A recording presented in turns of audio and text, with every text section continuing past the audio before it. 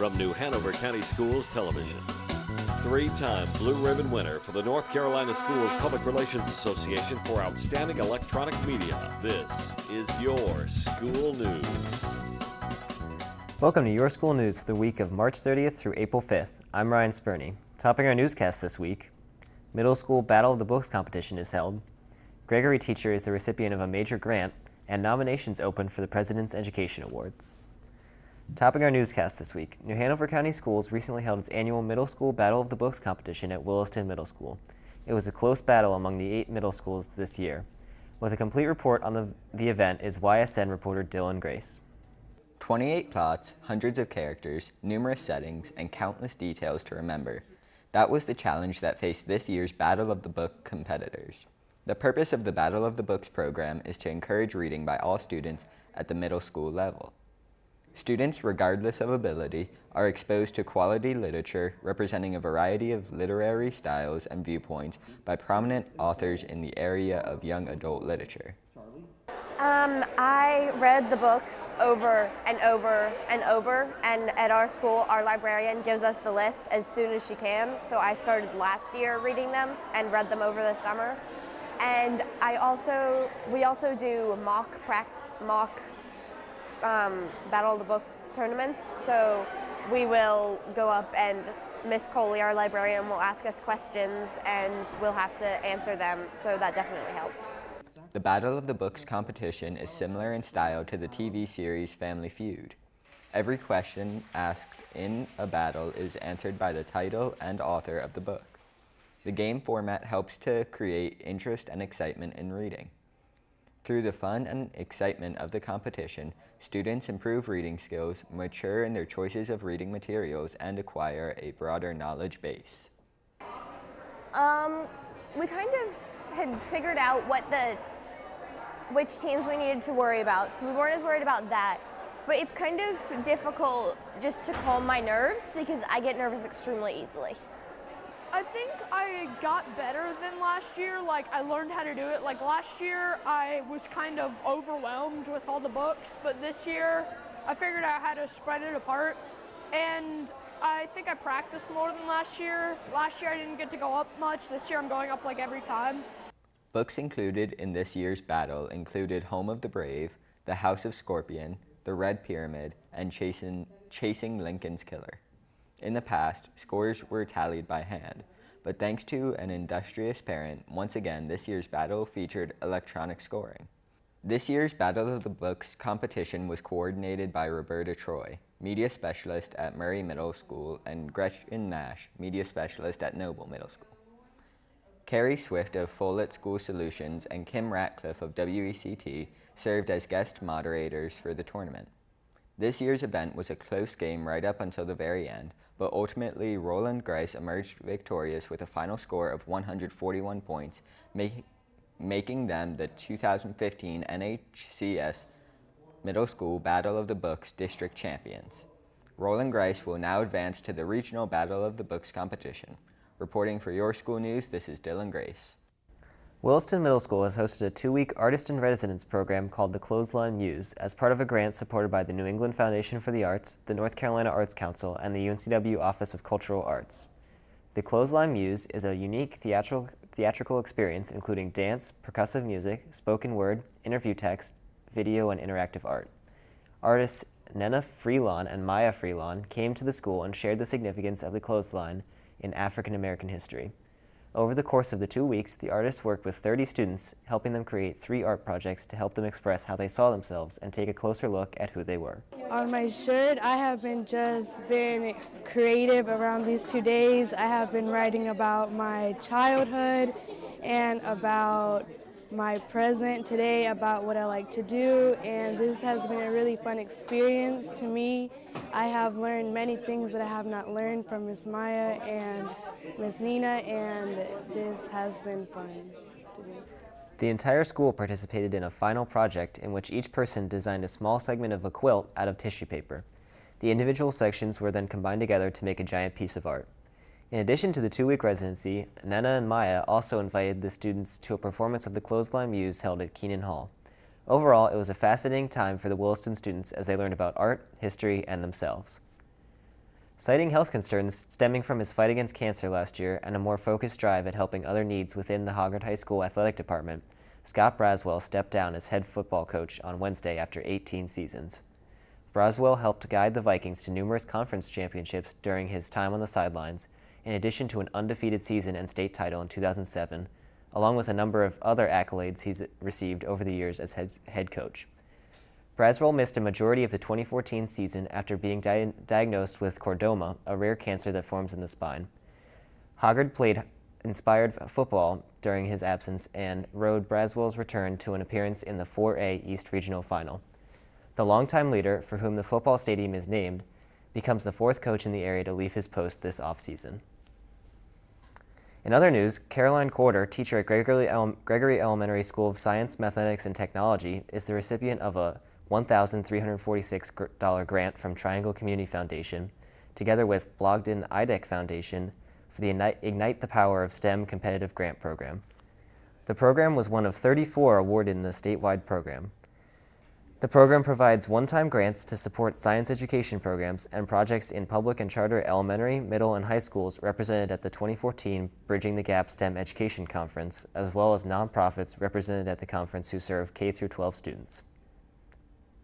Ashley High School junior and NJROTC cadet Whitney Daughtry has been awarded the J.J. Conan Scholarship to attend the National Flight Academy in Pensacola, Florida for the summer 2015 program. Her scholarship will cover the full price of tuition for the 6-day program. The program is an immersive learning adventure in the world's largest simulated aircraft carrier for 7th through 12th grade students, designed to inspire interest in science, technology, engineering, and mathematics. Participants live for 6 days in a multi-story, 102,000 square foot facility surrounded by advanced technology, flight simulators, and virtual reality games that ignite imagination and encourage learning. Students at College Park Elementary competed in their school's annual Math Bee. The kindergarten students at College Park got to show off their math skills in a friendly competition with each other where the best math student was determined. All the kids were very excited to compete and prove that they were the smartest. The teachers were proud of their students who added, multiplied, subtracted, and divided their way through the competition. The Math Bee helped all the kindergarten students perfect their basic math skills, but the students weren't the only ones helped. The Math Bee was a fun and exciting way to help the students achieve extraordinary levels of speed and accuracy with their math skills. At the end of the day, the winners got a prize for their skills, but all the students got some helpful math practice. The 5th annual Holland Hustle is gearing up. Sponsored by the Carolina Beach Elementary School PTO, it's a 5K fun run and obstacle course in honor of 2 Carolina Beach Elementary teachers who died of cancer less than 2 years apart from each other. Paula Holland was a music teacher and Vicki Holland was a technology facilitator. The proceeds go to the music, technology, and PE departments. To register, visit the website itsgo.time.com/Holland-Hustle. The 5K will be on Sunday, April 19th with a fun run at 1 p.m. and the 5K at 2:30. The event starts on the playground at Carolina Beach Elementary School. For more information, contact Kim Horde at 910-458-4340. Principals, it's time once again to nominate students for the President's Education Awards program. We've got 4 great reasons as to why you should nominate students in your school. First, motivation.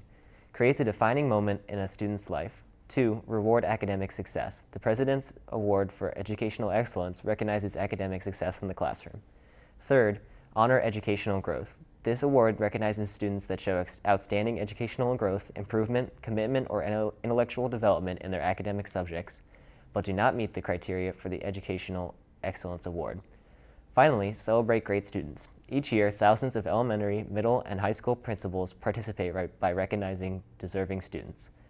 The President's Education Awards includes a certificate and congratulatory letter signed by the President, the Secretary of Education, and the school principal. Last year, nearly 3 million students from over 30,000 schools were recognized by the program. Now, when your school news continues, we have an exciting lunch menu forecast. Plus, coming up in 60 seconds, we'll have reports on video-on-demand children's television programming for thousands of disabled students, Superintendent polls high school on their concerns, and Ogden Elementary embraces March Chess Madness. This is Your School News on cable and online. Look for our blue logo for all the latest news online at www.nhcs.net. Don't go away, we'll be right back.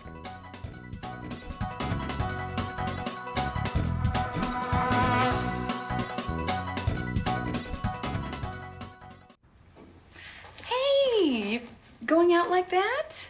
Yeah, why? Well, what would the neighbors think? I see you! Come look at Mr. Feather. Look what I have. Mr. Bird, remember? Bark, bark, bark. We're just playing. We're just playing. I'm trying to get you out of here. Even still. You don't have to be perfect to be a perfect parent. There are thousands of teens in foster care who don't need perfection. They need you.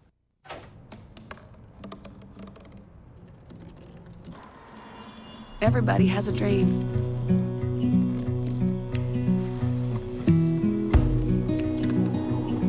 Mine was to see the ocean. And with a little help, I made it.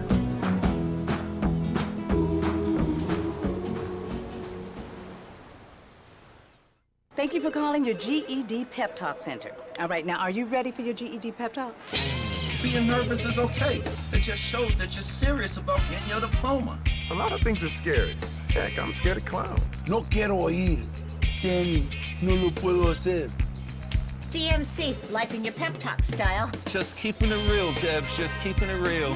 Whatever motivation you need, we've got a pep talk for you. Get your GED pep talk and find free classes at yourged.org. Welcome back to Your School News. The U.S. Department of Education today announced the availability of free, video-on-demand children's television programming for thousands of students who are blind, visually impaired, deaf, or hard of hearing. We get this report from Hannah Bullock. Dozens of children's and family TV episodes may now be viewed online featuring closed captioning and descriptions through the Education Department's Accessible Television Portal project. Among the shows, Ocean Mysteries, Magic School Bus, Bill Nye the Science Guy, Daniel Tiger's Neighborhood, Expedition Wild, and Peg Plus Cat. The portal is part of the department-funded Described and Captioned Media Program. It includes video-on-demand content provided at no cost by the major television networks, as well as producers and distributors like PBS Kids, Sesame Workshop, Cartoon Network, Sprout, NBC, The Fred Rogers Company, Scholastic Media, Litton Entertainment, Out of the Blue, and Fremantle Television. To view the content, teachers and school personnel, parents, and other professionals working with qualified students can visit www.dcmp.org and apply for access to the portal. Once approved, accessible content can be used with and by students in the classroom and at home via the web, mobile phones and tablets, mobile apps, and set-top boxes. The portal itself is fully accessible to those with sensory impairments. Children with disabilities can locate any featured program without difficulty. Initially, the site will include 73 episodes of 19 different children's television programs. Additional content from other producers will be added over the next 2 years. Melody Musgrove, director of the Education Department's Office of Special Education Programs, which manages the portal, said teachers and parents routinely use television to introduce, reinforce, and expand upon school lessons. DCMP provides services to benefit thousands of students, early learning through grade 12 who are blind, visually impaired, deaf, hard of hearing, or deaf-blind. These services include a library of free-loan described and captioned educational media, a learning center of information related to educational media access, a gateway to internet resources related to accessibility, and guidelines for adding descriptions and captions to media. The department-funded DCMP is administered by the National Association of the Deaf. Reporting for Your School News, this is Hannah Bullock. It was deathly quiet in the halls of Ogden Elementary as an engaging competition was underway. It was Ogden Elementary's annual March Chess Tournament. Throughout the day, students faced each other over the checkerboard playing fields. Every so often, a hand moved, and a king, queen, pawn, or knight advanced or retreated on the battlefield. Sometimes the silence is broken completely as the announcement comes, checkmate. The game is over, but the excitement to play is not.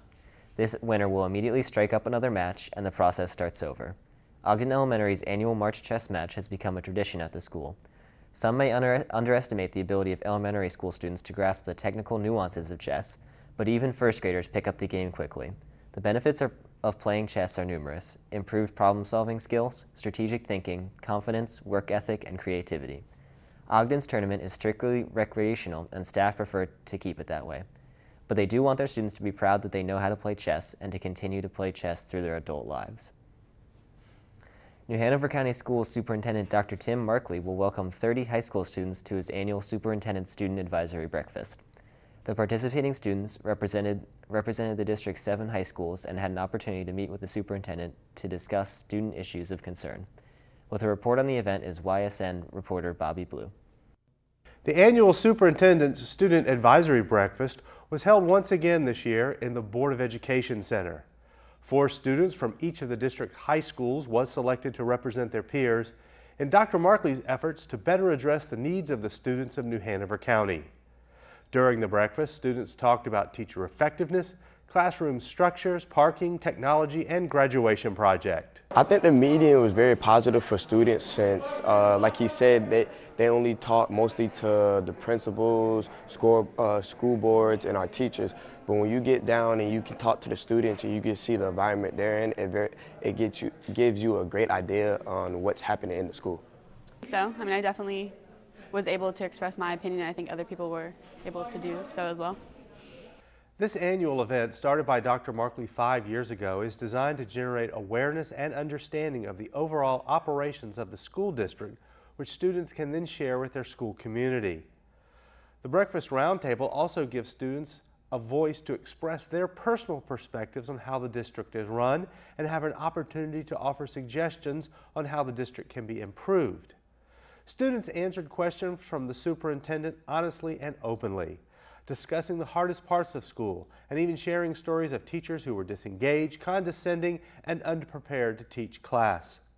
On hand for the gathering were a number of school board members who also inquired about various aspects of school life.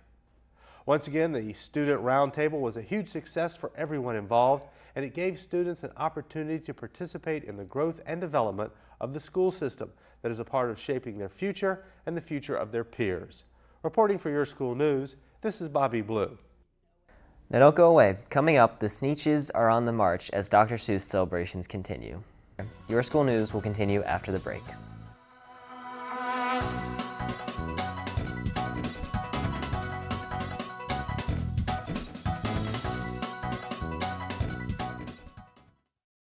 Brush, brushy, brush, brushy, brush, brush your teeth. Every day and every night. Now it's your parents' turn. Here's what you gotta do. Let them have your toothbrush so that they can brushy brush your teeth. Good job, you're almost done. 5, 4, 3, 2, 1. That's it. Help your teeth stay healthy. Brushy brush with a grown-up every day.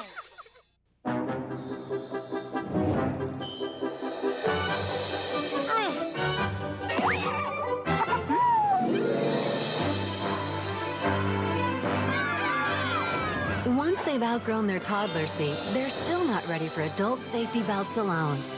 4'9" is the magic number. Until then, kids need a booster seat. Make sure your little pumpkin gets there safely. Visit boosterseat.gov. 2 outs with a runner on first base.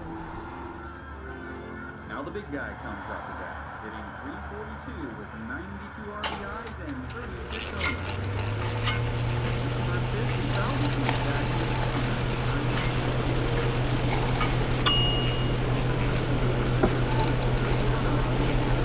Chill raw and prepared foods promptly. 1 in 6 Americans will get sick from food poisoning this year. Keep your family safer. Check your steps at foodsafety.gov. Welcome back to Your School News. All this month, our C Block is devoted to making Earth Day every day. During the month, we are celebrating and explaining the many ways we can help the Earth all year long.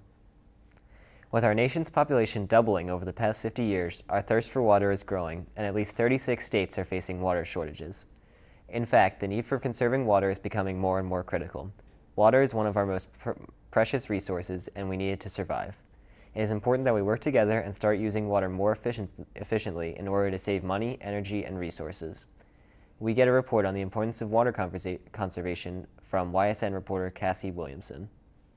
The average person uses almost 100 gallons of water every single day. Water is essential to everyday life. We need it to grow food, stay clean, provide power, and to stay alive.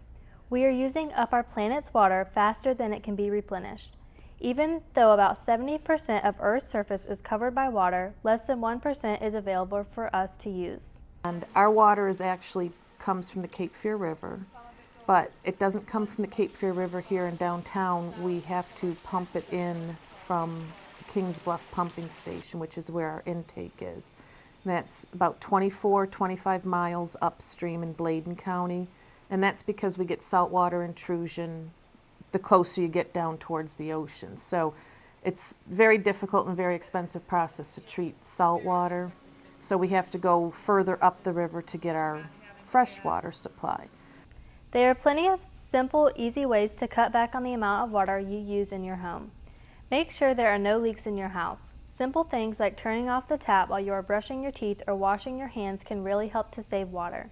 If you're hand washing dishes, fill up the sink with water instead of letting the water run while you're scrubbing. And if you're using a dishwasher, don't run it until it is full.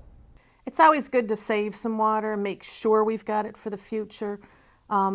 We look at it as we're putting out a high quality product and it's there for the people to use. We encourage them to use it. We want them to use it. However, we want them to use it efficiently. There's no sense of wasting it. A lot of time, effort, and expense goes into treating this water.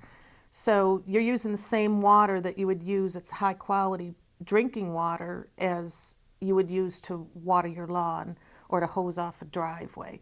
So there's certain things that you can do at home that is just water use efficiency, and it's smart water use because you want to do what you can to save that resource and to protect it. We are lucky to have easy access to some of the safest treated water in the world just by turning on the tap. We wake up in the morning, take a shower, brush our teeth, grab a cup of coffee, and head out for the day. Water is an important part of our daily lives, and we use it for a wide variety of purposes. But what does the future hold? Yeah, we don't foresee any problems with keeping up with demand. Most recently, within the last 2 years, the Sweeney Water Treatment Plant has gone under a major expansion project. So we went from actually being able to treat up to 24 million gallons of water a day to 37 million gallons a day. So on average, we're averaging about 13, 14, up to 16 million gallons a day is what our current demand is. Using simple water conservation techniques can help cut water usage by more than half. If you commit just a little extra effort each day, you alone can make a difference. Saving water is good for the earth, good for you, and good for your community. Reporting for Your School News, this is Cassie Williamson. Thanks, Cassie. In addition to saving money on your utility bill, water conservation helps prevent water pollution in nearby lakes, rivers, and local watersheds. And join us next week for another edition of series Earth Day Every Day. Now don't go away. Coming up, the Sneetches are on the march as Dr. Seuss celebrations continue. This is Your School News on cable and online. Don't go away. We'll be right back.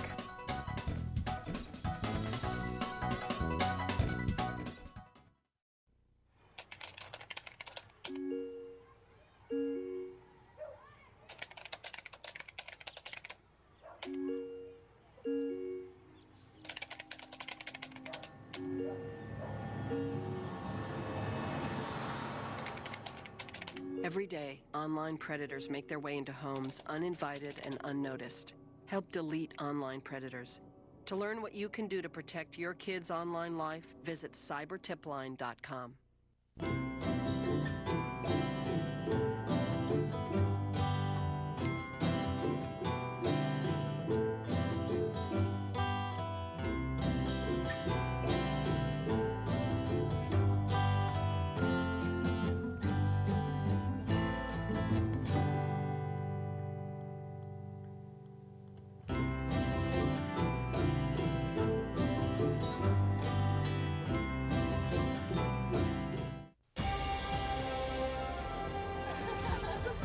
We can all be more energy efficient.